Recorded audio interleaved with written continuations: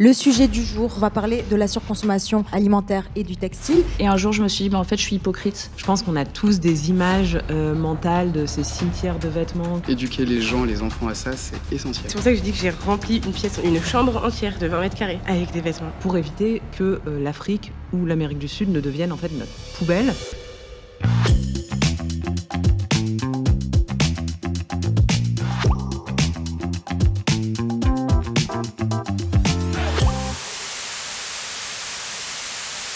Bonjour à toutes et à tous et bienvenue dans l'émission Live Talk, le premier talk show du monde associatif proposé par l'organisation Life ONG qui depuis 14 ans œuvre sur le terrain dans plus de 25 pays en menant des actions concrètes autour de 4 volets d'intervention, donc qui sont la sécurité alimentaire, l'eau, l'assainissement et l'hygiène, l'éducation, la protection de l'environnement. Alors je rappelle ceux qui nous ont vus sur la première émission que vous pouvez faire un don dans la barre d'information et également, si le sujet vous intéresse, vous pouvez commenter et discuter et partager avec vos amis. N'oubliez pas de vous abonner à la chaîne YouTube. Alors dans ce nouvel épisode, on va traiter d'un sujet essentiel pour l'avenir de l'humanité de notre planète, la surconsommation, qu'elle soit au niveau alimentaire ou sur le textile. D'abord, nous allons présenter nos invités, faire un petit tour de table. Vous allez raconter un petit peu ce que vous faites. Donc on a un homme sur le plateau, le seul homme du plateau, on va commencer par lui. Adrien Henriet, qui est entrepreneur sur la transition alimentaire. Comment vas-tu ? Très bien, merci de nous recevoir. Donc, avec grand plaisir, merci d'avoir accepté notre invitation. Est-ce que tu peux raconter un petit peu aux téléspectateurs ce que tu fais au quotidien ? Oui, bien sûr. Donc, j'ai créé une structure qui s'appelle On mange quoi, dont le but est de faire que l'alimentation devienne un outil d'action contre le changement climatique en alliant vraiment la santé, l'écologie et le plaisir gustatif. Parce que souvent, c'est quelque chose qui est mis de côté dans tous les discours de transition écologique, mais qui est central. Donc, au quotidien, c'est beaucoup de formations, beaucoup de cours de cuisine. Je fais partie d'un collectif qui s'appelle l'École Comestible, des articles sur France Culture avec une émission qui s'appelle Les Bonnes Choses, du travail avec les Sciences Po, des cabinets de conseil. C'est assez varié. C'est un emploi du temps assez chargé ça va. Et très engagé aussi. Je crois, oui. C'est pour ça que tu es là. Nous avons à côté Colline. Donc, tu fais partie de l'association et du média digital Umeco. Donc, quel est ton rôle dans cette structure ? Bonjour, alors moi je suis journaliste et notre rôle avec Umeco c'est de pouvoir rendre ludique et pédagogique des sujets autour de la justice sociale et de l'écologie. L'idée c'est d'avoir des formats qui puissent être accessibles à tous et à toutes, aux plus jeunes entre autres, pour qu'on puisse aborder ces sujets-là de manière la plus décomplexée et la plus accessible possible. Oui, et puis la plus compréhensible, vous faites beaucoup de réels, TikTok, vous êtes très engagé et vous diffusez de l'information sur l'environnement, mais pas que. Sur l'environnement et puis sur la justice sociale, parce que pour nous, c'est extrêmement important de ne pas décorréler écologie et justice sociale, parce qu'on vit sur une planète où on n'a pas tous les mêmes chances et les mêmes droits. Et donc, pour nous, c'est vraiment important de lier ces deux thématiques. Ok, merci d'être parmi nous, en tout cas, Colline. Victoire, qui est créatrice de contenu, spécialiste dans la nutrition et le fitness. Comment vas-tu ? Ça va très bien. Raconte-nous un petit peu, toi, qu'est-ce qui t'engage sur les réseaux sociaux ? Alors moi, c'est la femme d'un point de vue général, la santé, le fait en fait de pouvoir apprendre aux femmes à prendre soin d'elles, que ce soit extérieurement, intérieurement et aussi l'aspect santé, parce que c'est hyper important, tout va ensemble. Donc, voilà. Mais c'est vrai que ma cible, c'est plus les femmes. Oui, c'est vrai, Ouais, je me sens plus connectée. Je la suis, allez la follow sur les réseaux, vraiment, elle a du contenu de qualité. Merci. Et last but not least, notre Marie-Laure, qui travaille chez Life ONG. Comment tu vas ? Ça va très bien, merci. Merci à toi d'être parmi nous, parce qu'on a besoin que tu nous éclaires sur certains sujets. Alors, dis-nous exactement ce que tu fais chez Life. Alors moi, je suis chargée des relations institutionnelles au sein de Life ONG, ce qui veut dire, parce que c'est un peu flou pour beaucoup de gens, je suis en lien en fait avec les ministères, les ambassades et tous les gros groupements aussi d'ONG, des groupes qui défendent les intérêts des ONG, qui portent aussi un petit peu la voix des personnes que l'on rencontre sur le terrain pour faire remonter des problématiques, notamment par exemple pour influencer les politiques publiques ou les directions qui sont prises sur les objectifs de développement durable au niveau de l'ONU. Donc un emploi du temps très chargé, un peu comme vous tous ici. Hein. Le sujet du jour, on va parler de la surconsommation alimentaire et du textile. Donc on va parler là en première partie de l'impact de la surconsommation de viande sur notre écosystème. Donc déjà, on va faire un petit tour de table. Est-ce que vous êtes des consommateurs de viande et à quelle fréquence consommez-vous de la viande? On va commencer par Adrien. Je l'ai été, beaucoup moins maintenant pour des raisons écologiques évidemment, on va le voir je pense dans la suite, de santé aussi, et économique aussi, parce qu'on se rend compte que ça permet vraiment de moduler son budget. Et maintenant, je dirais que je mange grand maximum 1 à 2 fois de la viande par semaine. D'accord. Et sinon, je partage entre vegan et végétarien. Ok. Voilà. Colline, toi, de ton côté, tu manges de la viande? Alors moi, j'en mange très très peu. J'en mange quand je suis invitée chez les gens et qu'il y a de la viande qui est au programme. Mais sinon, j'en cuisine pas et j'en mange pas. T'as pas de viande dans ton frigo, quoi. J'ai pas de viande dans mon frigo parce que bon, déjà, c'est pas quelque chose que j'aime beaucoup. Et puis ensuite, j'ai bien conscience que il y a une importance écologique qui est de plus en plus forte pour demander à ce qu'on réduise en plus. Voilà, mais je n'ai pas encore passé le cap de ne plus jamais en manger et d'arriver chez les gens en donnant mes conditions. Ouais. Et toi, Marie-Laure? Alors moi, je pense que je vais être le paradoxe de cette émission. Je suis une grande carnivore. Non, on va dire, j'aime beaucoup la viande, mais j'en mange de manière assez raisonnée. Donc, je pense maximum 2 à 3 fois par semaine. D'accord, ok. Et avec le temps et en m'intéressant notamment via mon travail, j'ai aussi découvert comment en manger mieux. Oui. Ce qui a aussi son importance et sur l'environnement et sur notre santé. Bien aussi la viande, quand tu en consommes, tu la sélectionnes Tout à fait. correctement. Et toi, Victoire? Moi, j'en mange plus du tout depuis 5 ans. Voilà, donc toi, tu es végétarienne, Victoire. Ouais. Donc, quelles sont les raisons pour lesquelles tu as choisi de devenir végétarienne? Alors, c'était pas prévu. Ouais. Alors, je veux bien que tu me racontes l'anecdote. C'était pas prévu. Je fais beaucoup de sport, donc pour moi, c'était ancré le fait de manger beaucoup de viande pour prendre du muscle. C'était même une nécessité en fait dans mon éducation aussi. À savoir que quand j'étais enfant, je ne voulais pas en manger, mais on me forçait. On me disait qu'il fallait que j'en mange, que ça coûtait cher et que c'était un peu un cadeau. Donc, voilà, tu vas grandir, tu vas avoir des forces. Exactement. Okay. Puis après, il y a eu le sport, donc il y avait ce truc un petit peu ancré. Et en fait, j'avais une collègue de l'époque qui m'a dit « mais c'est impossible d'en manger, il faut que tu arrêtes ». Elle essayait de me convaincre tout le temps. Et je me sentais forcée, en fait, limite oppressée. Je me disais, elle me saoule, cette collègue. Et un jour, elle m'a balancé le lien d'une vidéo et j'étais pas prête. La vidéo était très, très bien faite. C'était un monsieur qui expliquait pourquoi il fallait arrêter de manger de la viande. Et petit à petit, il introduisait, en fait, des images au fur et à mesure, un petit peu plus dures à chaque fois. Ce qui faisait que mon degré de tolérance augmentait au fur et à mesure de la vidéo. Et à la fin de la vidéo, je me suis effondrée. La vidéo durait 2 heures. Et je me suis dit, mais j'ai pleuré pendant 5 jours, en fait, vraiment. J'étais desséchée. Wow. Desséchée. Et quand mon mec est rentré du travail, je me rappelle, il a ouvert la porte. J'avais même pas pris soin d'allumer les lumières. Donc, il ouvre la porte, il me voit dans le noir en train de pleurer dans mon ancien appart. Il me dit, mais qu'est-ce que j'ai fait? Par rapport à la cause animale? Ah ouais, en fait, j'adorais les animaux. Et c'est vrai que sur Facebook, à chaque fois que je voyais des images de maltraitance, etc., je me faisais masquer parce que c'était trop pour moi. Et un jour, je me suis dit, en fait, je suis hypocrite. Je suis hypocrite parce que si ça me touche et si ça me fait du mal, c'est parce qu'il y a quelque chose qui ne va pas. Donc moi, j'ai vraiment arrêté par rapport à ça. Ouais.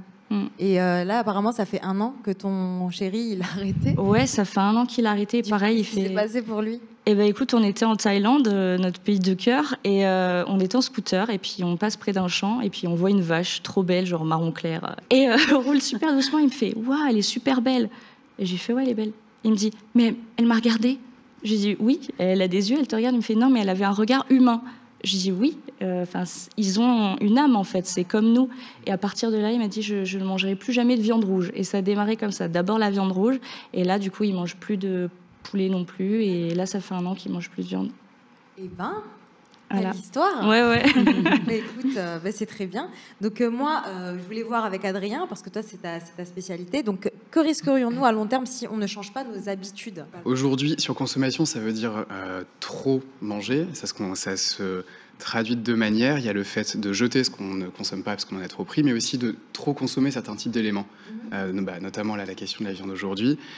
Le problème, c'est que la viande, c'est un des aliments aujourd'hui qui, en termes écologiques, impacte le plus la planète. C'est ce qui dégage le plus de gaz à effet de serre, juste naturellement, même si elle est bien produite, c'est ce qui utilise le plus de ressources en eau, c'est ce qui pollue le plus les eaux et les sols, c'est ce qui participe le plus à la déforestation, c'est ce qui peut atteindre le plus la biodiversité. Donc, si on continue d'en manger, en fait, c'est simple, on continue d'émettre des gaz à effet de serre, on continue de polluer les eaux et les sols qui peuvent moins exercer leur rôle de puits carbone et absorber les gaz à effet de serre, et ainsi de suite. Donc, au niveau écologique, c'est comme si on continuait on appuyait sur l'accélérateur et qu'on allait droit dans le mur. Donc, c'est vrai que le premier élément qu'il faut apprendre à moins consommer, c'est la viande de manière générale, surtout en effet la viande rouge, et notamment, et encore plus tout ce qui est viande industrielle. Mais attention aussi, quand on dit viande, ce sont tous les produits animaliers. Il y a aussi les produits laitiers. Et en termes de santé, c'est pareil. Je crois que ça va être vu un petit peu tout à l'heure. Manger trop de viande, c'est pas bon. Le plan national de nutrition santé recommande 85% d'apports nutritionnels qui viennent du végétal. Et juste la question des protéines, c'est assez dingue. Tiens, Victoire, je pense que tu vas être bien plus calé que moi sur ces questions. Mais normalement, c'est pour maintenir sa masse musculaire, c'est 0,8 g de protéines par jour, par kilo. Pour un bodybuilder, une bodybuildeuse, c'est entre 1,2 et 1,7. En France, on en consomme 1,4 juste au quotidien. Donc on est largement au-dessus de ce dont on a besoin. Et on doit diminuer toutes ces consommations de manière générale. Mondialement, je crois que ce sont les chiffres de la FAO, on estime qu'on surproduit des produits animaliers jusqu'à plus de 288% au-delà de ce dont on aurait besoin pour être en bonne santé et avoir les apports de protéines suffisants. Ok. Alors, on va commencer avec un petit quiz pour vous donner un petit peu l'ampleur des choses avec des chiffres. Donc, vous avez devant vous des petites ardoises avec des grandes craies. Donc, voilà, c'est pour pas que vous les perdiez. Je vais vous poser des questions et vous allez écrire la réponse qui vous semble être la bonne. Donc, première question. Selon vous, à combien de tonnes s'élève la production mondiale de viande?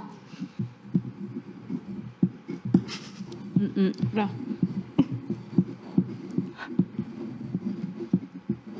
Je vais peut-être abuser. Tu regardes pas. Ok, je vois qu'il y a des... Alors, au moins, vous avez tous terminé? Oui. On va commencer par Adrien. Alors, Adrien? Je crois que c'est autour de 337 millions de tonnes. Millions. On va voir ta réponse à toi. Eh ben, moi, j'ai oublié un 3 ou un 7. Ok, donc 33 millions plus. Bon, on est... Et toi? Il y a un petit jeu, il y a un petit truc à gagner à la fin. J'avais mis 120 millions. J'ai pas... Ok, et toi alors du coup? 395 000, moi j'avais mis. Millions, tu semblais millions, tu voulais millions. Ça me semblait trop gros, mais c'est possible. Ok, alors la réponse, celui qui se rapproche le plus de la réponse, c'est Adrien. Du coup, c'est 346 millions de tonnes. La prochaine question, c'est combien de tonnes de viande sont consommées en moyenne mondialement chaque année? La production en tonnes, c'est la production. Par an aussi? Donc voilà, par an. Et là, c'est moyenne de consommation. Chaque année, sont consommées chaque année. C'est en millions aussi. En millions.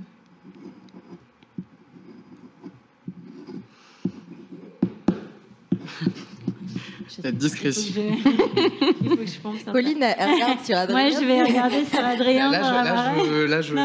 Pour celle-ci, je nage un peu. Ok. Eh ben non, mais... Petit calcul. Ouais. Oh, vous n'êtes pas trop loin. Je vois, on commence. Vas-y, Adrien. Alors, je dirais autour de 220 millions, parce qu'on gâche à peu près un tiers de tout ce qu'on produit. Donc, si on produit 346 millions, du coup, si un tiers s'en va, autour de 200. Ok, très bien. Moi, j'ai mis 200 millions, 200 parce que je me disais que 220 et quelques, ça me paraissait vraiment énorme. Mais à voir la réponse de tout à l'heure. Moi, j'ai carrément mis 20 millions. Je me suis dit, on mange rien du tout de ce qui est produit. Ok. Mais je sais pas. Moi, j'ai mis 320 millions. Ok. Alors, encore Adrien. On est à 227 millions. Okay. Donc oui, c'est énorme. C'est énorme en consommation. Et dernière question, quel pays est le plus gros consommateur de viande par habitant? Par habitant. On fait le baccalauréat version live. Ok, alors je vois qu'il y a des réponses différentes. On n'a pas le droit d'en mettre deux. C'est obligatoire une. Non, mais t'es un, c'est pas grave si on se trompe. Alors Adrien, encore une fois. J'ai voulu mettre les USA, mais je vais tenter la Chine. Ok. Et ben moi, j'ai tenté les USA. Alright. J'hésitais aussi. Moitié-moitié. Mais écoutez, c'est les USA. Les Gagne, USA. Voilà, c'est les USA, donc environ 120 kilos par an par personne. Ouais. Et c'est très très très loin devant les pays d'Afrique subsaharienne qui sont à moins de 10 kilos. Donc selon vous, les effets sur la santé humaine de la surconsommation de viande, donc, je voulais voir de ton côté, parce que je pense que tu es assez instruite sur le sujet. Ouais, en fait, la viande, c'est quelque chose qui est hyper acidifiant pour l'organisme. Donc, on a un équilibre au sein de notre corps et quand il est rompu, ça peut créer des dégénérescences, en fait, que ce soit cellulaire ou en termes de maladies. Ça peut créer des problèmes digestifs aussi parce que c'est quelque chose qui est très compliqué à digérer. D'un point de vue digestif et acidité globale, c'est vraiment pas ouf. Maintenant que tu es végétarienne depuis 5 ans, si tu manges de la viande, tu risques de vomir en fait. Tu n'as vraiment plus l'habitude de manger ça. Ouais, je pense Ton corps, que il s'est habitué à manger. bah déjà le goût, peut-être le goût, j'aurais envie de vomir. Après, je sais pas, ça se trouve, je vais adorer, j'en sais rien, mais le goût, je pense que ça va me dégoûter. Donc déjà, physiquement, il y aura le truc de rejet. Et digestif, moi, j'ai vu la différence quand j'ai arrêté. Avant, j'allais aux toilettes 1 fois toutes les 2 semaines quand je mangeais de la viande, et là, j'ai un transit normal. Est-ce que ça a été facile de substituer justement la viande sur ton alimentation maintenant? Alors au début, non, parce que je savais absolument pas comment cuisiner en fait autrement. Donc je prenais des substituts de viande qu'on peut trouver dans le commerce, mais surtout en magasin bio, ce qui est pas forcément top pour la santé en fait, parce qu'il y a pas mal de trucs transformés dedans. Et puis petit à petit, j'ai appris à le cuisiner, à combiner en fait céréales légumineuses, à manger autrement en fait, notamment lors de voyages, parce qu'à l'étranger, ils cuisinent vachement mieux végétarien que nous en France. Donc, mais au début, ouais, c'était pas facile. Est-ce que vous savez combien ça coûte chaque année à la France, même dans le monde, le coût les coûts liés à l'obésité, à la surconsommation de mauvais produits, mais donc aussi de viande? Quelqu'un sait ou pas? Non. Notez aussi sur votre Ouais. En France, c'est 5 milliards d'euros chaque année à la sécurité sociale. Je me dis ce qu'on pourrait faire avec cette somme si elle était redirigée sur autre chose, ça serait... Ah ouais, mais absolument.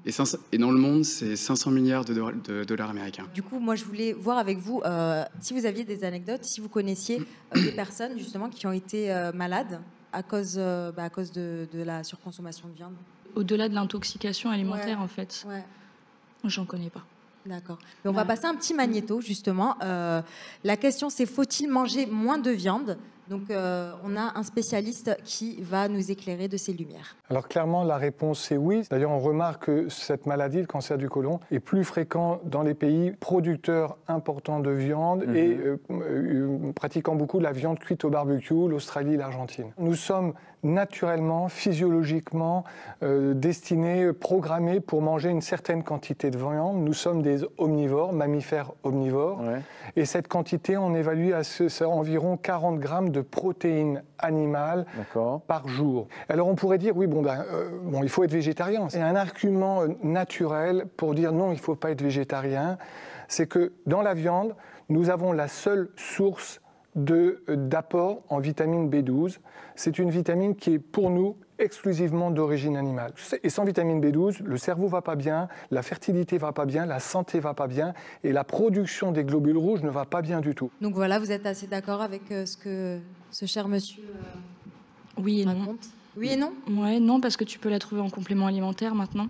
Donc tu n'es pas obligé de manger de la viande pour l'avoir, on sait l'extraire et on sait la créer maintenant de manière scientifique. Donc... Voilà. Ouais, ça c'est très vrai. Après, il faudrait calculer du coup combien ces 40 grammes représentent par personne au niveau de la France et au niveau mondial. Parce que d'un point de vue écologique, du coup, il faudrait voir si cette recommandation rentre dans ce qu'il faut pour atteindre la neutralité carbone et éviter que le réchauffement climatique s'emballe. Mais ouais, la B12, on peut la trouver. En faisant des compléments de céréales et de légumineuses, on peut avoir un profil complet d'acides aminés. Donc il y a de plus en plus de moyens d'avoir suffisamment de protéines. Ouais. J'imagine que ton copain aussi doit être... Ouais, mais du sport aussi? Ouais, beaucoup. Oui, il est énorme. Il s'appelle Hulk Wade. Follow-le, il est énorme. Il y a un super documentaire sur Netflix, Game Changer, sur la question des athlètes, des médaillés olympiques, des championnes du monde qui sont passés à une alimentation végétarienne, voire végane. Et ils mesurent leur performance qui augmente. Il y a une petite zone d'ombre où ils ne savent pas s'ils auraient pu arriver à ce stade-là sans un apport de protéines animales avant, mais en tout cas, en termes de maintien et de pic de performance, c'est assez impressionnant. Et ça marche parce que regardez, Victoire est sur le plateau et tu as complètement changé ton alimentation et tu as pris du muscle. Oui, alors il y a eu un moment où j'en ai perdu, parce que justement j'ai eu des problèmes de santé intestinaux avec mon mode alimentaire d'avant. Donc il y a eu un moment où j'en ai beaucoup perdu, mais maintenant que je réintroduis des protéines végétales, ça revient. Et moi, je voulais rajouter peut-être sur ce genre de plateau, enfin, il y a quand même... L'industrie de la viande a quand même un lobbying qui est très très fort et qui a mis beaucoup d'argent sur la table sans du tout théorie complotiste. Vraiment, il a mis de l'argent sur la table pour pouvoir vraiment continuer à prendre le dessus sur toute l'information qui arrive sur la consommation de la viande, à la fois écologique, à la fois en termes de santé. Et donc, on voit vraiment le côté science washing qui est assez fort. Et ce que tu disais tout à l'heure, il y a quand même une possibilité de remplacer en faisant des associations de légumes et de blé ce fameux B12 qu'on ne met pas forcément en avant parce que le lobby de la viande est très fort et a très envie qu'on ne prenne pas le dessus. Et les ONG le disent beaucoup, le rapport de Greenpeace le montre aussi. Sur ce science washing, il y a eu un fait assez intéressant récemment. Dans le métro parisien, il y a eu des pubs mises en avant pour le flexitarisme, qui est donc une variation de l'alimentation, plus de végétal, de protéines végétales, légumineuses, céréales, fruits, légumes et un petit peu de produits laitiers de viande. Et dans la pub, tout en petit dans le coin, on voit qu'en fait, c'est un des principaux lobbies de la viande qui met cette pub. Et la définition du flexitarisme n'est plus manger varié, mais manger différents types de viande. Donc ouais, ça fait partie de ce genre de choses qui sont assez intéressantes et qui illustrent ce genre de propos. Ouais. Mais effectivement, je pense qu'il y a beaucoup de... Enfin, c'est quelque chose qui est très ancré, finalement, dans nos consommations, dans notre éducation. Je pense que... On en parlera peut-être un petit peu plus avec ce que tu fais, toi. Mais je pense qu'effectivement, ça serait intéressant que, hormis simplement la communication autour de ça, qu'on réapprenne justement qu'est-ce qu'il y a dans les aliments, quels sont les aliments de saison, et comment les cuisiner, parce qu'effectivement, on a perdu ce côté ludique et on a aujourd'hui beaucoup les réflexes, alors parfois par commodité ou parce qu'on n'a pas vraiment le choix, mais on a beaucoup le réflexe de commander dans des fast-food ou d'aller faire ses courses dans des centres commerciaux. Alors parfois, quand il n'y a pas de magasin de proximité, c'est compliqué de faire d'autres choix, mais quand on a la possibilité de le faire, il y a beaucoup de gens qui ne savent pas comment faire ce choix, comment cuisiner, comment substituer les aliments. Et effectivement, je pense que ça serait bien qu'on commence à prendre conscience qu'il y a un manque de connaissances, qu'on a perdu ça, puisque je pense qu'on a tous les recettes de grand-mère, entre guillemets, en tête, où ils connaissaient les fruits et légumes de saison, comment les consommer, comment les cuisiner. Et ça serait bien de réapprendre, je pense, ce genre de choses. La question de l'éducation. Ça tombe bien que tu aies la parole, Marie-Laure. Vous, quelles sont les actions de Life à ce sujet? Il me semble que vous sélectionnez aussi les types de viande que vous offrez en don sur vos différentes actions. Tout à fait. Alors, on a une campagne qui s'appelle l'Aïd al-Adha. Et en fait, c'est une campagne qui est religieuse, qui est très importante dans la religion de l'islam, qui est très ancienne et qui vient d'Abraham, qui était prêt à sacrifier son fils. Et finalement, c'est une brebis qui a été sacrifiée. Et donc, chaque année, il y a cette fête-là. Et nous, on intervient auprès de populations qui sont extrêmement défavorisées. Et pour qui manger de la viande est un luxe, en fait. Ce n'est absolument pas, entre guillemets, de la surconsommation alimentaire et de viande dans cette optique-là.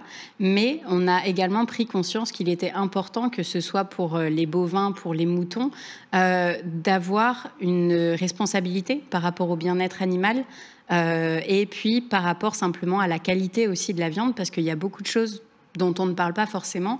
Il y a des études qui ont démontré que les animaux qui sont emmenés en abattage industriel et à la chaîne, en fait, ils créent des hormones de stress parce que ils sont tous entassés, mis à la chaîne, et ils voient tout à fait, entre guillemets, ce qui arrive à celui qui est devant eux. Ils le sentent aussi. Ils le sentent, et en fait, ce qu'on ne dit pas, c'est que c'est des hormones qui sont dégagées dans leur corps et qui, en fait, se retrouvent dans la viande que nous consommons, qui sont néfastes aussi pour nous, pour notre santé.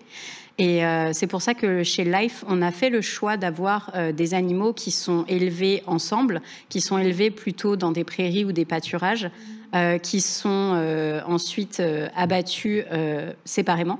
Et ils ne sont, on va dire, les autres animaux ne sont jamais exposés aux cadavres des premiers, entre guillemets.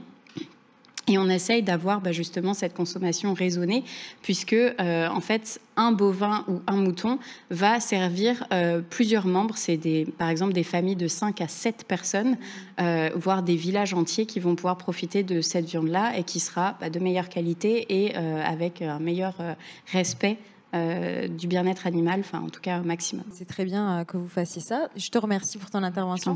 Du coup, vous connaissez des solutions de transition pour passer un petit peu moins manger de viande ou peut-être que...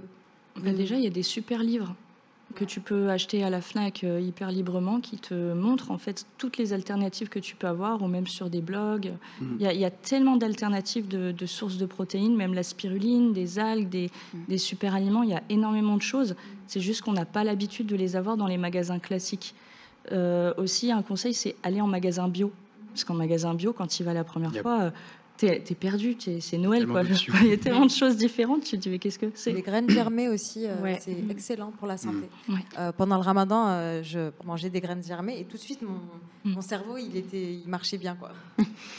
En termes de conseils à donner aux gens, si on veut résumer, alors déjà, c'est de prendre en compte là d'où on part. Si jamais on est quelqu'un qui mange énormément de viande, passer du jour au lendemain à zéro, très peu ou zéro, c'est comme quand on commence au sport, tu ne vas pas passer de 60 kg à 120 kg tout de suite. Il faut y aller progressivement et se dire que ça va être un effort constant.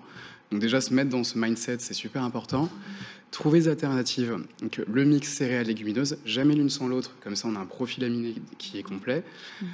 Tester les alternatives végétales que sont le seitan, notamment le tofu et le tempeh, qui sont beaucoup plus riches en protéines que les viandes traditionnelles.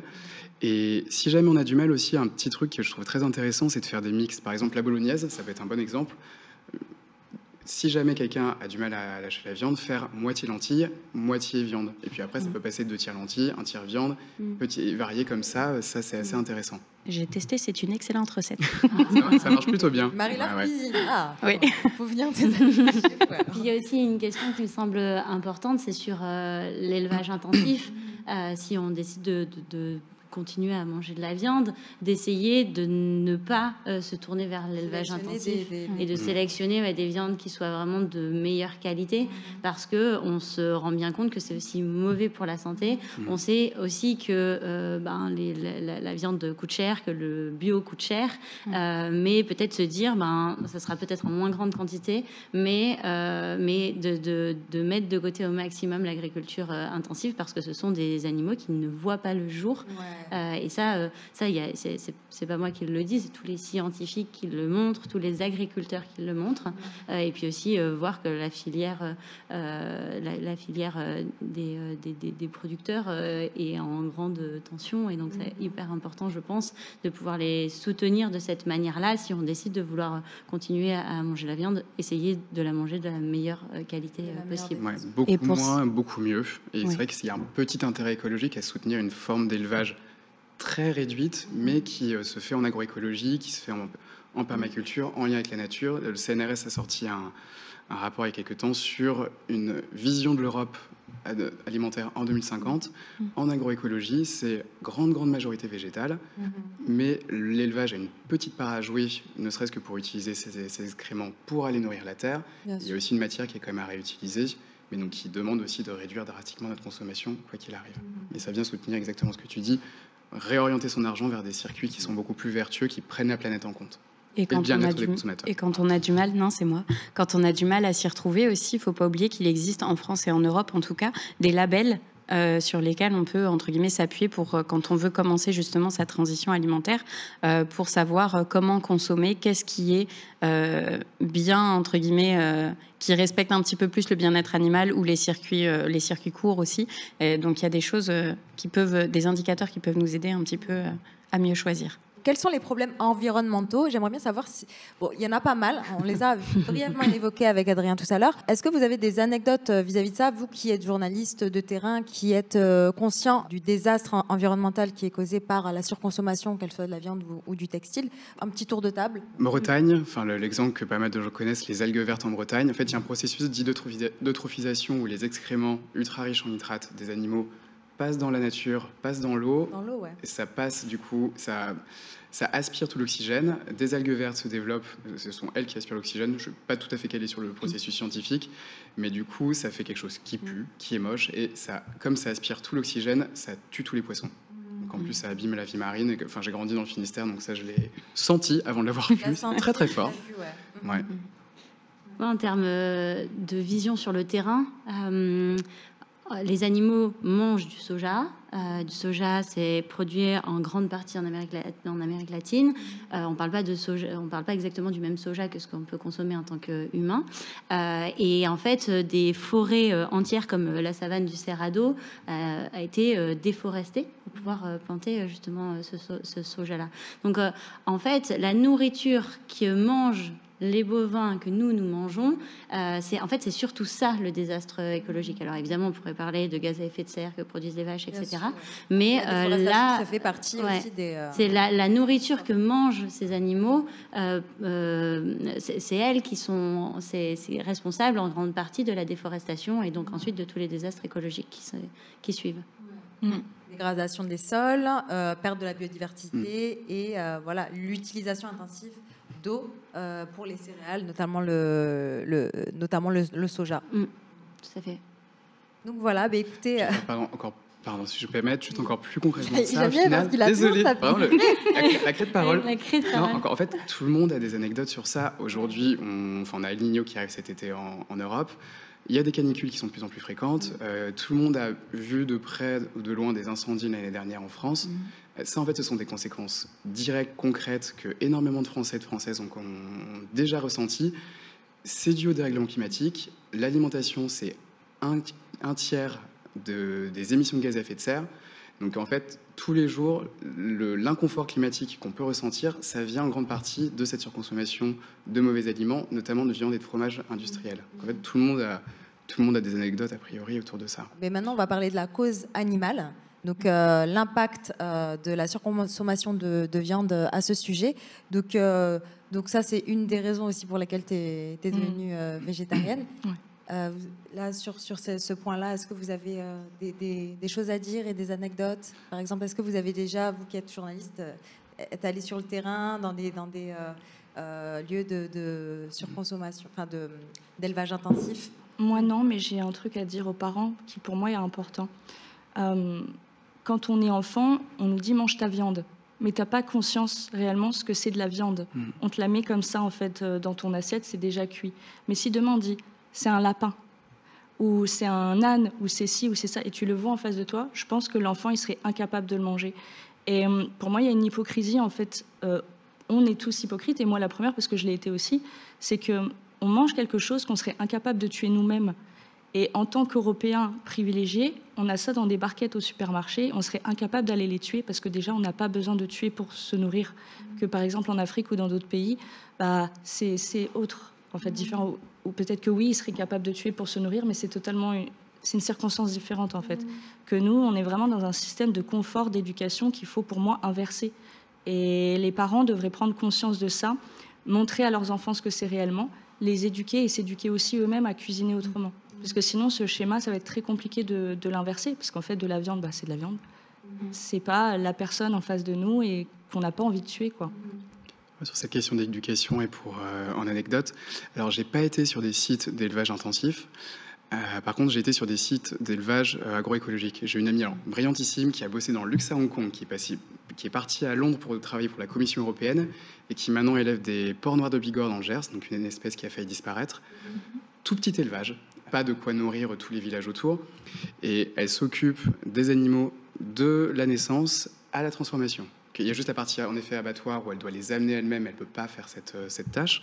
Et du coup, j'ai vécu une fois le fait de mettre 2 animaux dans la carriole pour aller à l'abattoir, alors qu'on venait de passer 1 mois à s'en occuper, et il y avait quelque chose de mystique, presque. C'était de violent, mais du coup, le fait, exactement comme tu viens de le dire, de comprendre d'où vient son produit, comment est-ce qu'il arrive là, les actes, donc là, un acte de mort et de vie, parce que ça va ensemble, de s'imprégner de ça, ça donne un rapport complètement différent. On était sur une ferme d'élevage, on a mangé de la viande une seule fois en une semaine, le reste c'était les légumes, les céréales du coin, il y avait ce respect du produit, on se disait, là il y a C'était une approche aussi artisanale, culinaire, de vouloir travailler ce patrimoine, donc du coup on s'en autorisait un petit peu, mais avant tout c'était de se dire on ne peut pas manger plus que ça, parce que sinon il y a un non-respect du produit, un non-respect de la nature, et c'est éduquer les gens, les enfants à ça, c'est essentiel. Donc juste pour faire un petit rappel, l'impact de la surconsommation de viande sur la cause animale, donc on a le mal-être animal, ça c'est à l'abattoir, les maladies, parce que des fois le surélevage, il y en a qui sont malades. J'ai vu des documentaires, notamment sur Vaquita Media, à les suivre, où on voit des poulets qui sont déjà morts confinés dans un espace sans lumière, donc c'est assez violent. Puis les méthodes d'abattage qui sont assez hardcore, où on voit les animaux qui sentent la mort arriver et à la chaîne, et qui voient leurs collègues se faire tuer. Et moi, je vous conseille un film sur Netflix, si vous voulez arrêter de la viande et prendre conscience des choses, c'est le film Okja, que j'ai regardé, qui est vraiment très bien, allez voir. Et voilà, donc on va clôturer sur ce sujet. Donc comment progressivement trouver des façons de ne pas surconsommer, donc peut-être des méthodes anti-gaspi. Il y a des plateformes d'anti-gaspillage alimentaire. Donc est-ce que vous en connaissez? Donc moi j'en ai quelques-unes à vous proposer. Too Good To Go. Ouais, Phoenix aussi. Il y a des associations, des livraides aussi. Petite dédicace à Yovan qui était avec nous sur le plateau sur la première émission, qui a une plateforme d'entraide justement pour les étudiants, où on délivre des repas. Il y a Phoenix, il y a aussi les frigos partagés, Too Good To Go qui est vraiment pas mal aussi. Et après, avant même de passer à tout ça, je recommanderais aux gens d'acheter moins, déjà, de choisir où est-ce qu'ils achètent, parce que là où ils achètent, en fait, c'est la direction qu'ils vont donner à leur argent. Donc, plus on passe par les AMAP, les stands en direct de la ferme sur les marchés, des épiceries en direct de producteurs, plus on réoriente notre argent vers des circuits qui sont plus vertueux, et acheter une moindre quantité, mieux prévoir ses repas, parce que c'est vrai que parfois on planifie pas trop, du coup il y a ce truc qui pourrit au fond du frigo qu'on a tous sûrement en ce moment même. Planifier un petit peu ses repas, comme le font beaucoup de coachs, il me semble. Avec des tupperwares. Ouais. Et puis, si je pouvais ajouter peut-être un élément, c'est que il y a cette volonté individuelle de comment est-ce que nous, on consomme différemment. Et puis, il y a aussi, d'une manière beaucoup plus, pour moi, systémique, parce qu'on fait partie de tout un système politique qui fait qu'on n'a pas encore toutes ces alternatives-là qui sont proposées, et en tout cas pas forcément à des prix qui sont abordables pour tous et toutes.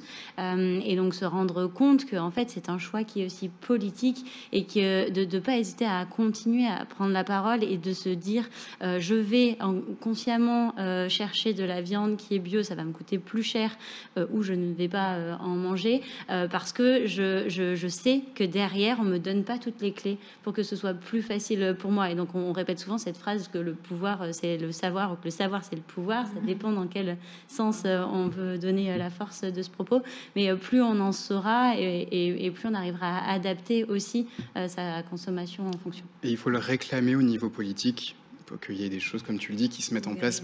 Exactement.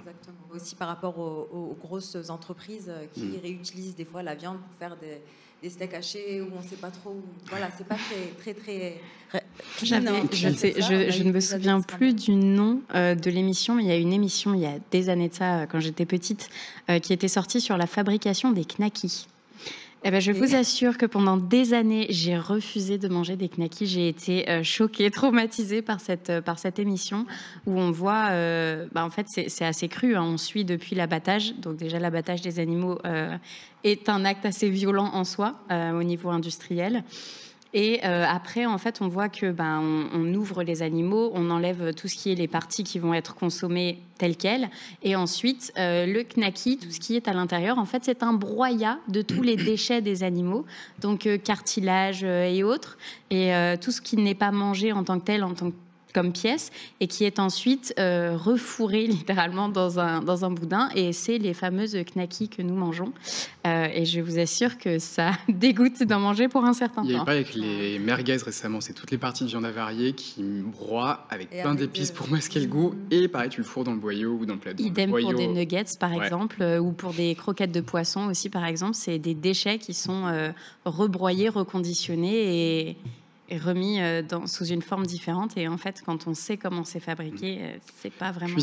Cuisiner maison, c'est un bon tips pour déjà, reprendre le un contrôle et moins surconsommer. Exactement. Mais voilà, et l'agriculture aussi, hein, même si vous voulez faire un petit jardin, un petit potager, ça fait pas de mal. Si vous avez des solutions, n'hésitez pas à les mettre dans les commentaires. Donc du coup, là, on a clôturé le sujet. Merci beaucoup pour votre participation. Je vais dire au revoir à Marie-Laure et à notre ami Adrien. Donc, merci de nous avoir reçus. Ben oui, merci à vous. Et là, on va passer sur le prochain sujet. Il s'agit de textile, donc la surconsommation de textile. Parlons-en, le fast fashion et tout ce qui s'ensuit. On va mettre un petit magnéto. Avec les nouvelles applications de vente de vêtements entre particuliers, l'association Emmaüs, je le rappelle, reçoit de moins en moins de dons et surtout des dons de moins bonne qualité. Qu'est-ce que ça signifie ? Ça signifie qu'en fait, nous, pendant 70 ans, on a fait de la collecte de produits d'occasion que les gens voulaient bien nous donner. Et pourquoi est-ce qu'on fait ça ? C'est dans un objectif social, c'est-à-dire que ça permet de redonner du travail à des personnes qui sont dans la difficulté. 15 000 personnes chez Emmaüs, aujourd'hui, travaillent sur ces activités. On les collecte, on les trie, on les répare et on les met en vente. On a fait ça donc pendant des années tranquillement parce que c'était pas rentable, ça n'intéressait personne. Et puis maintenant que le marché du réemploi et de la seconde main explose, eh bien on voit arriver des entreprises privées marchandes qui ont des moyens bien supérieurs à ceux que nous pouvons avoir et qui investissent ce secteur et qui nous font concurrence, et notamment les plateformes de vente en ligne comme Vinted ou Le Bon Coin. Voilà, alors avant de réagir à ce magnéto, nous avons 2 jeunes filles qui nous ont rejoints sur le plateau. Donc on va commencer par Sherazade, qui est créatrice de contenu. Comment tu vas ? Je vais très bien, et toi ? Oui, merci d'avoir accepté notre invitation. Donc là, on va parler un petit peu d'un sujet qui te concerne en tant que créatrice de contenu, parce que ça t'est déjà arrivé de travailler avec des marques, etc. Donc explique-nous un petit peu ce que tu fais sur les réseaux. Je fais beaucoup de choses, je touche un peu à tout, et je fais beaucoup de tests aussi. Ouais, et ça va jouer ça va jouer sur la surconsommation, du coup, je pense qu'on va en parler tout à l'heure. Ok, super. Et nous avons notre jolie Jeanne. Comment tu vas ? Ça va bien, et toi ? Super, donc toi tu as créé un podcast, donc j'aimerais bien que tu nous en parles. J'ai effectivement créé un podcast qui s'appelle Basilic et que j'ai lancé en 2017 pour donner des clés à celles et ceux qui voulaient entamer une transition écologique de manière fluide et sans culpabilité. Donc l'idée c'est d'avoir un ton assez léger, mais de montrer qu'il est possible de passer à l'action en changeant quelques petites choses dans son quotidien. Tu as vu le magnéto, donc que penses-tu un petit peu de ce problème dans lequel on se retrouve ? Vaste problème, effectivement. J'ai beaucoup aimé la campagne Emmaüs dont il parle dans l'émission Click, où en fait Emmaüs a mis en vente des vêtements sur les plateformes en disant si tu ne le portes pas, donne-le plutôt, etc. Parce qu'on se retrouve à vendre sur Vinted des choses à 1 euro, 2 euros, alors qu'on aurait pu les donner, et que, comme il l'explique, ça favorise le réemploi. Ça permet aussi à des personnes moins fortunées de s'offrir ces vêtements-là, parce que chez Emmaüs, c'est revendu à des prix assez bas. Et voilà, je trouve que cette démarche, elle est quand même intéressante. Donc, avant de vendre sur Vinted, c'est toujours sympa de se dire, peut-être que c'est intéressant de vendre sur Vinted les pièces de qualité et qui sont plus onéreuses, et de garder des belles pièces, mais voilà, peut-être plus du tout venant, pour les donner à Emmaüs, par exemple. Ça peut être une solution du quotidien. Vous, autour de la table, vous êtes plus du genre à donner vos vêtements ou à les vendre sur Vinted ou sur une autre plateforme Moi, les deux. Je donne beaucoup à mes amies, et ce qu'elles veulent vraiment pas, je vais les revendre. Pareil, mais c'est par pure flemme que je donne. C'est une bonne chose, mais en soi, ça ne vient pas forcément de la meilleure des choses. Et je trouve que c'est chiant de vendre, c'est chiant de négocier. Donc autant donner, et puis c'est bon, je les ai portés, c'était cool. J'ai passé un bon moment avec mes vêtements, mais ça peut peut-être aider d'autres personnes. Après, pardon, excuse-moi, mais juste ça peut varier. Si c'est des crop tops, des trucs pas forcément chauds, j'avoue que je donnerais moins, parce que je me dis ça va pas forcément servir, je pense. Et moi, les deux également, revente et puis donner, mais puis surtout, en fait, je les garde. Moi, je dois être un peu un ovni qui a des habits qui datent dépend de ta consommation hebdomadaire ou mensuelle de vêtements. Si tu consommes pas énormément de vêtements, ça aide pas mal de pas consommer trop de vêtements, et puis faire des trocs entre amis, c'est toujours un bon moment, et ça permet de renouveler sa garde-robe sans jeter les vêtements, ou en tout cas donner les vêtements qui nous intéressent. On va regarder un autre magnéto sur la revente et l'occasion.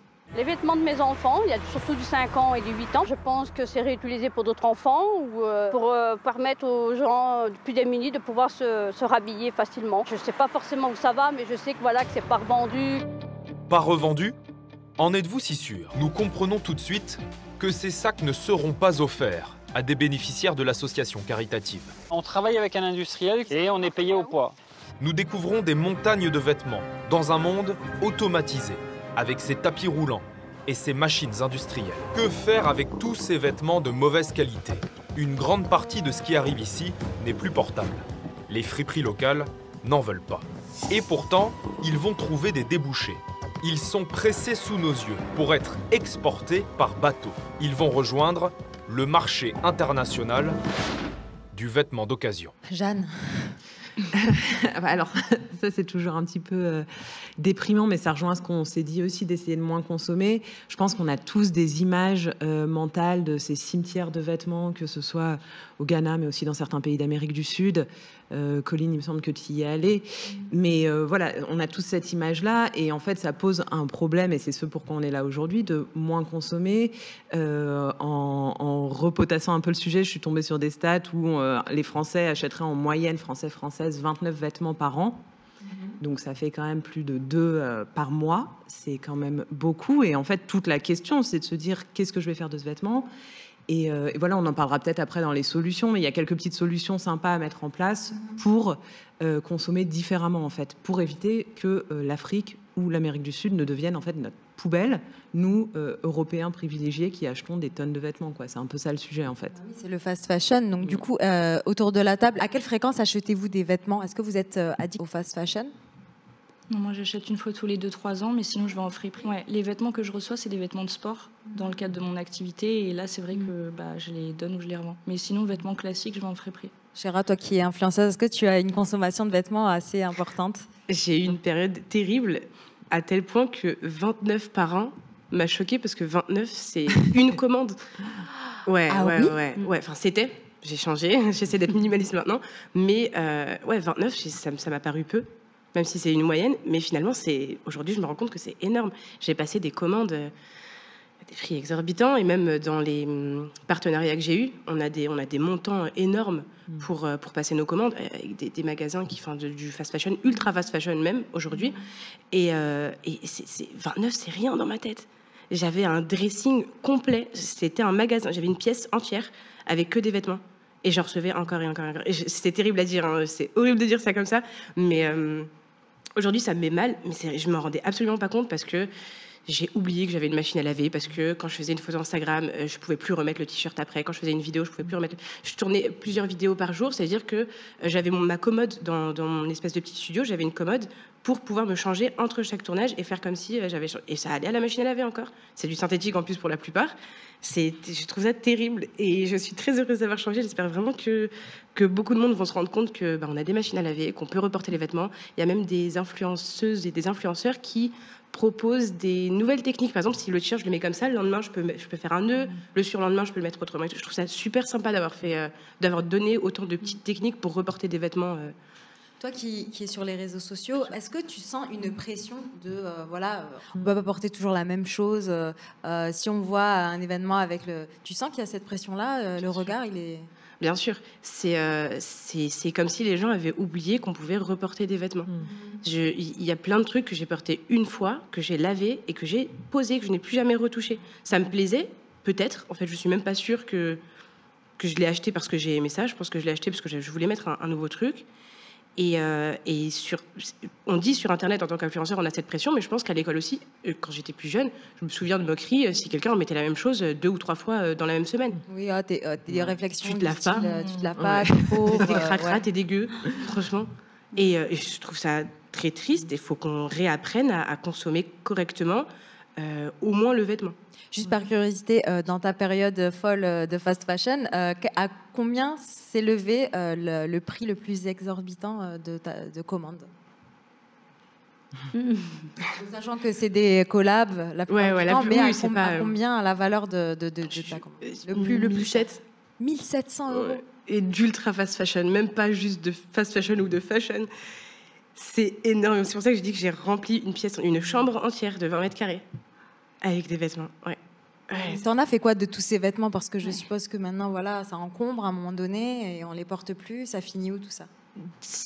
Alors, j'ai des copines qui venaient faire du shopping à la maison, donc qui récupéraient tout ce qu'elles voulaient à chaque fois, parce que comme je t'ai dit, je les reportais pas forcément. Et puis après, j'ai dû les garder peut-être 2 ans, à peu près tout ce que j'avais, et j'ai fini par tout donner. Aujourd'hui, j'ai vraiment peu de vêtements. Ok. Ça m'intéresse plus tant que ça. Donc alternative aux dons pour les personnes qui ne veulent pas forcément mettre leurs vêtements en vente sur des plateformes de vente de vêtements en ligne. Moi, je vous conseille une alternative. On a la plateforme Indigo qui a été fondée par Stéphane De Freitas, qui est 100% gratuite. Donc, c'est de l'entraide sociale et on peut mettre des biens dessus. Il y a aussi donon.org. Est-ce que vous connaissez d'autres plateformes où on peut donner comme ça? Moi, j'utilise pas mal Give. GEV, sur laquelle, alors c'est pas des vêtements là récemment, mais j'ai donné, tu vois, mon canapé parce que je déménage bientôt et j'ai fait don de mon canapé et d'une armoire et tout. Mais tu peux aussi donner des vêtements, donc ça peut être pas mal, notamment, je pense que pour les jeunes parents qui veulent s'équiper, donner des lots de vêtements pour enfants, ça dépanne toujours et voilà, ça peut être une bonne alternative, surtout pour ceux qui n'ont pas forcément de points de collecte Emmaüs à proximité. Voilà, on parle beaucoup des points de collecte Emmaüs, il y en a beaucoup en France, mais si ça implique de faire quelques kilomètres et tout, peut-être que Give ça peut être, ou donon.org, ça peut être une bonne solution. Ok, très bien. Donc selon vous, qui est le principal responsable de la fast fashion? Les réseaux sociaux, les médias? D'où vient cette pression en fait de devoir se présenter avec de nouveaux habits à chaque fois? Ça vient d'où tout ça? Le capitalisme. Vas-y, je t'écoute, Chéra. Pardon, j'ai dit le capitalisme, mais en vrai, je pense qu'aujourd'hui, on va plus se reconnaître dans les réseaux sociaux. Ouais. Pour moi, les 2 piliers de la fast fashion, c'est vraiment le bas prix, mais vraiment bas prix de plus en plus. Et Shein est en train d'exploser ça. Une marque chinoise essentiellement en ligne. Et surtout, le fait qu'on a envie de paraître et que les marques de fast fashion et d'ultra fast fashion sont hyper fortes en publicité sur comment être mieux, meilleur, avoir une meilleure vie, avoir un meilleur look, être une meilleure personne avec des vêtements. Le problème, différents. il est social dans la représentation. On est en quête de validation auprès de nos pairs et voilà, on veut être beau, belle et à petit prix, c'est possible désormais. Donc les gens en abusent. C'est ça. Et puis l'idée, c'est du coup, c'est pas forcément de culpabiliser la personne en lui disant bon ben ouais, t'achètes de l'ultra fast fashion. Oui, l'idée, ça serait de pouvoir documenter au maximum pour pouvoir avoir conscience de ce qu'il y a derrière en impact social et écologique, mais aussi parce que il n'y a pas forcément de régulation, parce qu'il y a l'inflation, parce que tout ça, et donc et puis parce qu'on laisse cette société très paraître s'installer, quoi. C'est vrai. Et puis parce que je pense qu'on est aussi matraqué par les publicités. Alors selon les études, on verrait par jour entre 1200 et 3000 pubs par jour. Donc 3000 incitations à consommer. Et en fait, ça joue sur notre cerveau. C'est pour ça qu'il ne faut pas non plus se surculpabiliser quand on craque et qu'on va acheter en fast fashion. Moi, ça m'arrive encore des fois. Et voilà. Mais parce qu'en fait, on est tout le temps dans cette hyper sollicitation.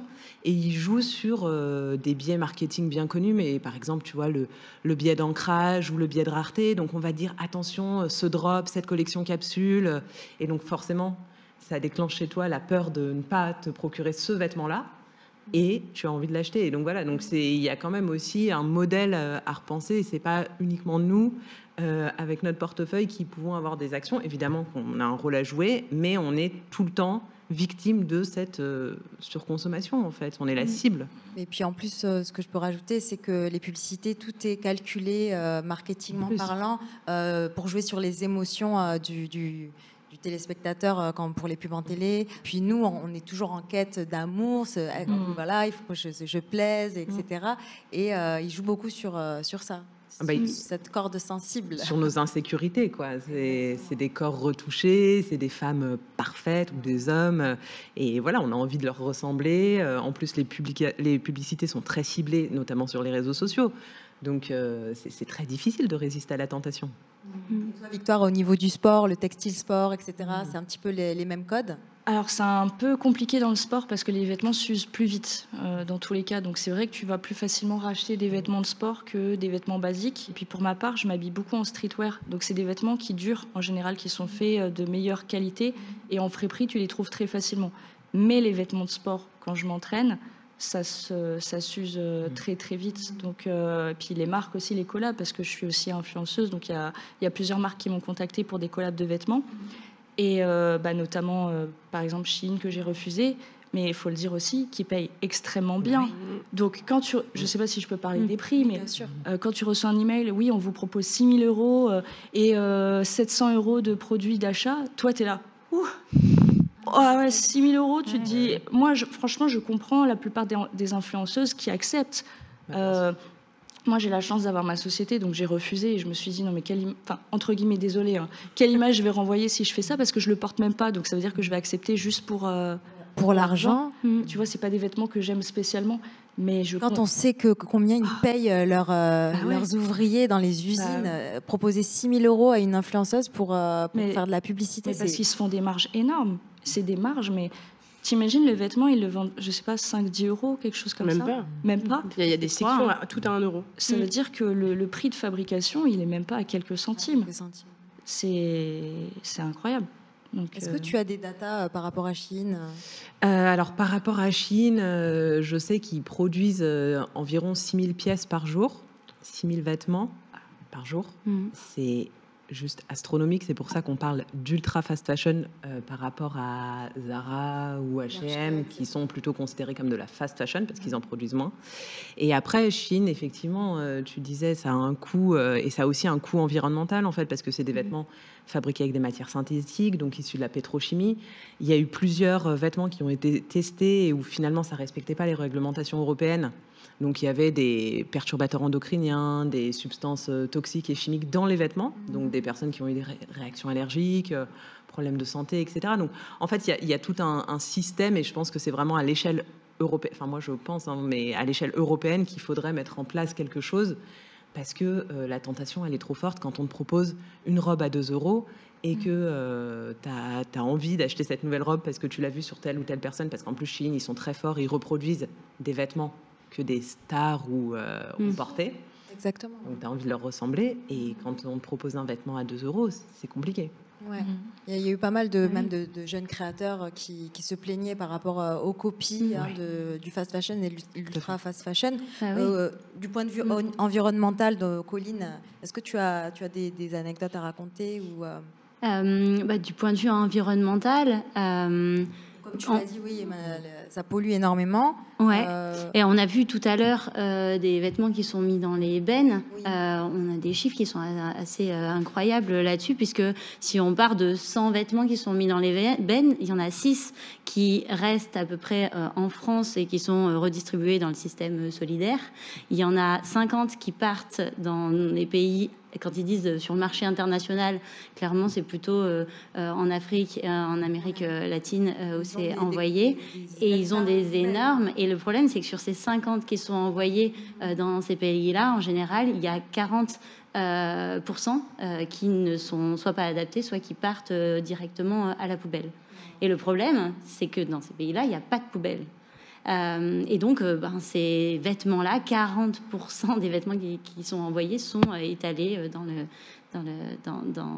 les rivières, dans les déserts, là où il y a un peu de place. Et donc, ces pays-là sont vraiment étouffés par le nombre de vêtements qui sont envoyés. Et il y avait ce chiffre-là qui me paraît impressionnant, c'est que chaque semaine, la France envoie 15 millions de vêtements à l'étranger. 15 millions de vêtements à l'étranger, c'est un chiffre qui m'a paru exceptionnel. Et c'est là où je me dis que si ces vêtements-là étaient utilisés correctement, et si l'argent qui est utilisé pour les envoyer était réutilisé pour réinvestir en France ces 15 millions-là de vêtements, et en fait, il n'y aurait plus de fast fashion, parce que ces vêtements-là pourraient être réutilisés par d'autres. Il me semble aussi que toi ou tes équipes équipe, vous étiez partis sur le terrain au Ghana. Alors, au Ghana, il y a eu des reportages qui ont été faits, particulièrement d'Arte, où on a vu à quel point c'était déplorable pour les rivières, où tout était bouché. Et puis, sur un aspect de justice plus sociale. Donc on sait que les personnes gagnent environ 0,32 centimes de dollars par heure et que c'est en dessous du seuil de pauvreté pour pouvoir vivre décemment. Et donc ces personnes-là, en les rencontrant, on se rend compte qu'elles n'ont pas suffisamment pour vivre et que on dit souvent que c'est une manière. Mais ouais. On va venir. Quel est l'impact humain de la fast fashion? Donc là, il y a pas mal de choses à dire. Qui veut commencer? Sur ce que dit Colline, qui est très juste, il faut aussi avoir en tête qu'en fait 80% des travailleurs du textile sont en fait des femmes. Donc on précarise aussi des femmes puisqu'elles vivent en dessous du seuil de pauvreté, et 80%, c'est énorme, c'est une énorme majorité des personnes qui conçoivent nos vêtements qui sont des femmes, des filles, des jeunes filles, et dans certains pays, des jeunes enfants aussi. J'ai vu un documentaire justement où on voyait, elle travaillait tellement longtemps dans l'entreprise qu'elle se lavait les cheveux là-bas, enfin elle dormait sur place quoi, pratiquement. Du coup, on va faire un petit topo de tout ça. Donc, violation des droits humains, les conditions de travail sont horribles, les travailleurs sont exposés, qui sont exposés dans l'industrie du textile peuvent être exposés à des salaires très bas, ça on en a parlé. Vous avez des chiffres? Des chiffres en termes de salaire, 32 centimes de dollars par heure, voilà, c'est ça.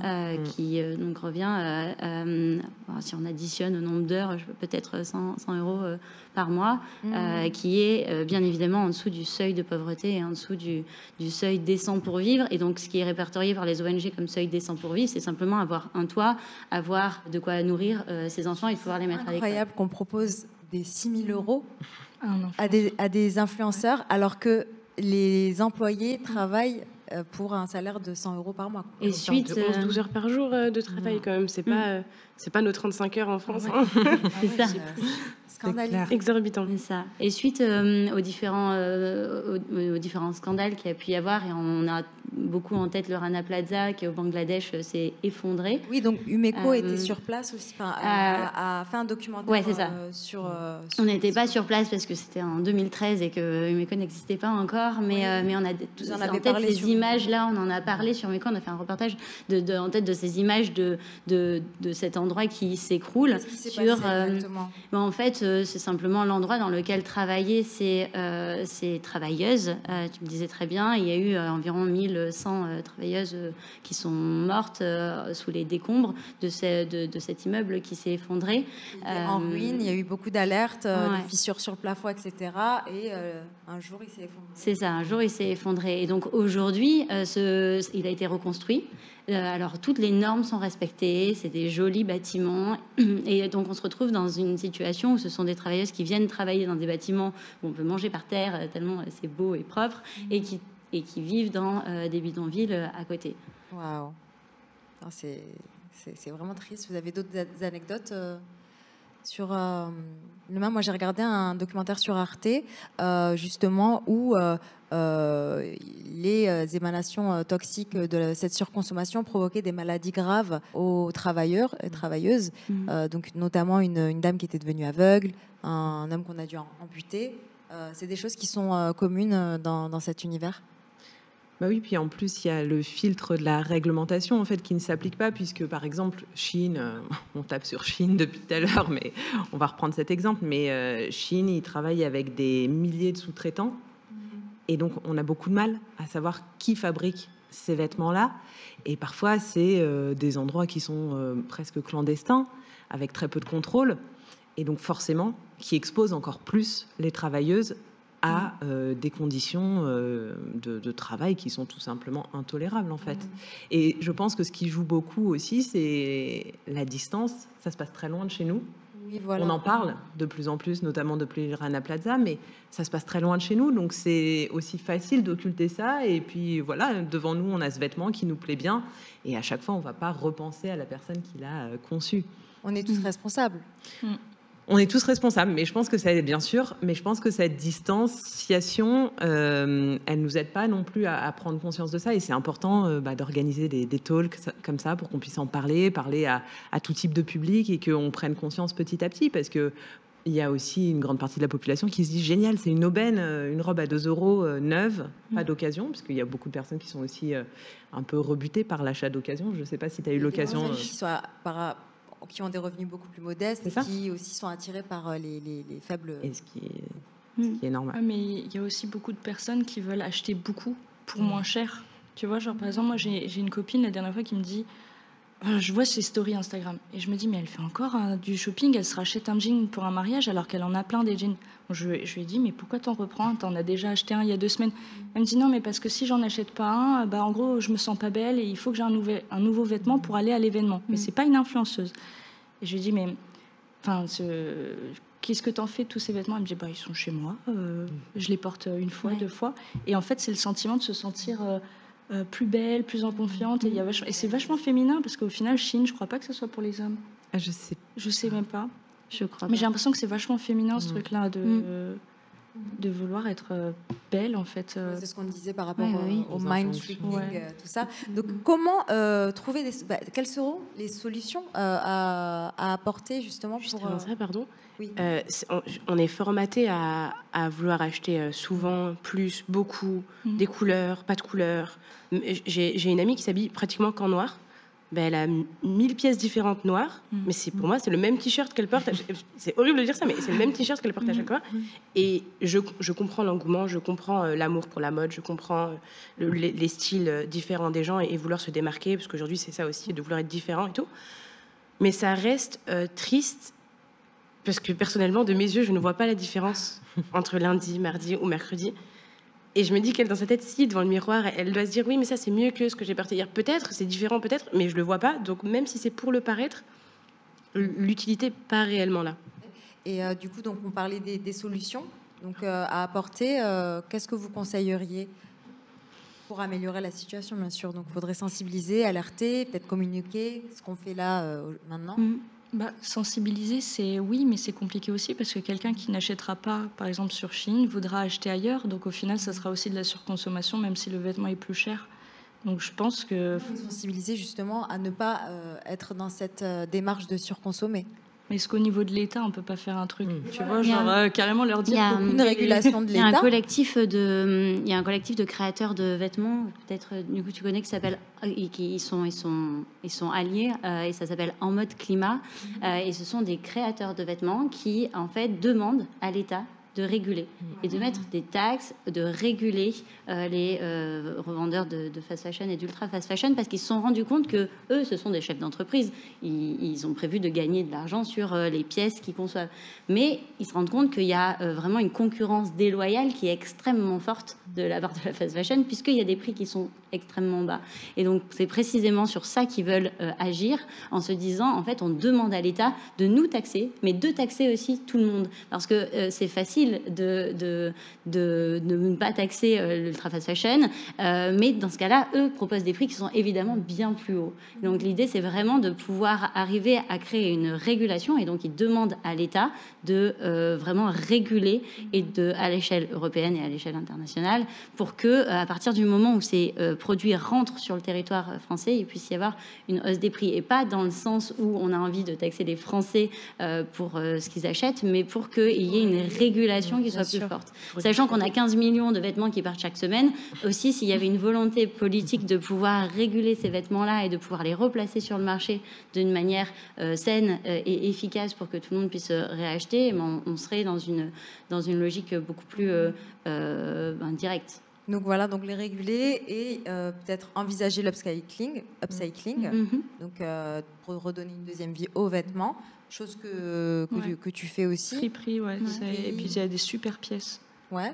Et proposition d'une jauge aussi, définissant un juste milieu pour limiter la surconsommation dans les sociétés, dans le confort, et mettre en place des actions pour subvenir aux besoins des pays qui sont en crise.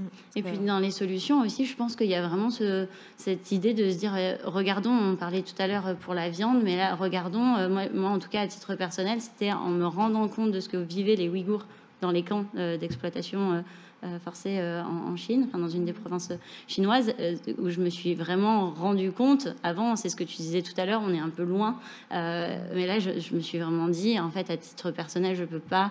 Déjà à 0,32 centimes de dollars par heure, c'est impossible, mais là, je ne peux pas valider de l'exploitation aussi forte. J'ai aussi ma parole et mon acte, et donc à la limite, y aller très peu souvent, ou en tout cas arriver à gérer ça. Et moi, en tout cas, c'est comme ça que je me suis rendu compte qu'il fallait que je fasse quelque chose sur ma propre consommation. Je suis vraiment d'accord avec toi. On se plaint beaucoup en France, oui, voilà, l'inflation, etc.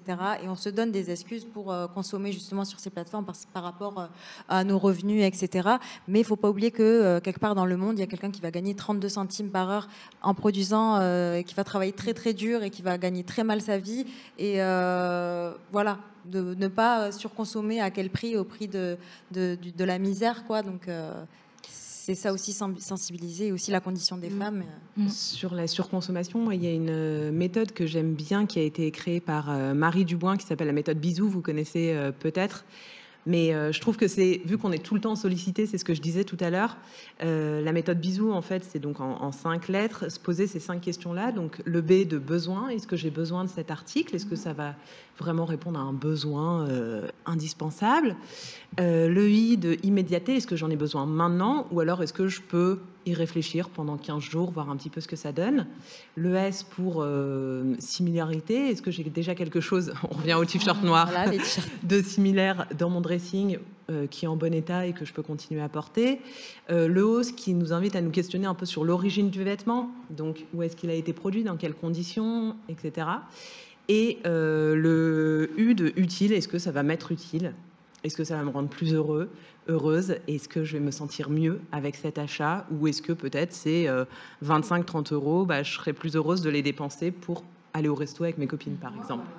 Très bien. Mais la méthode Bisou, les amis. Donc, merci d'avoir participé à cette émission. Là, pour clôturer brièvement, si vous voulez faire un don à l'association, vous pouvez cliquer dans la barre d'infos pour devenir un life changer. N'oubliez pas de vous abonner aux réseaux sociaux de Life et de soutenir Life sous ces 4 volets d'action. Donc les amis, merci d'avoir participé à l'émission. Est-ce que vous avez un dernier mot, le mot de la fin?